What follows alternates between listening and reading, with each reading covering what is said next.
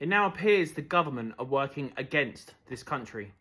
I'm Councillor George Madgwick, and unfortunately today we've seen the news. The courts have overturned the decision to remove migrants from Epping Hotel, which has had a huge effect and will have a huge effect on all other court cases going through. This means that migrants are now allowed to stay in hotels.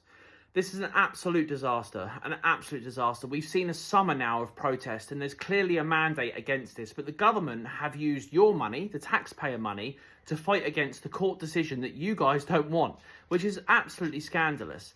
And a lot of the commentators were saying, well, if we close the hotels, we've got to put them in communities, into HMOs, into flats, into houses. But my opinion is that's completely wrong, entirely wrong. We don't want them within our communities. Where we want them is in a secure detention facility. And that's what I personally believe.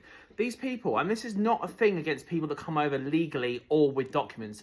This is people that are coming over on the boats without any documentation, where we don't know whether they're safe or not safe. These people need to be detained in a facility that is set up, that's secure, where they can't get out and walk the streets freely until they're processed and then deported. They should not be available to walk in our communities, live in our flats, live in our houses, live in our hotels. It just should not happen. And for those of you that are critical out there and you say, well, you know, we can't set up detention facilities that fast, I don't believe it. During the COVID pandemic, we set up these Nightingale hospitals within weeks. So if we can do that in the COVID pandemic, why can we not do that now? We can get old, disused military facilities and put massive amounts of funding into the defence budget, even more than what has already been there, and we can have these detention facilities set up like that.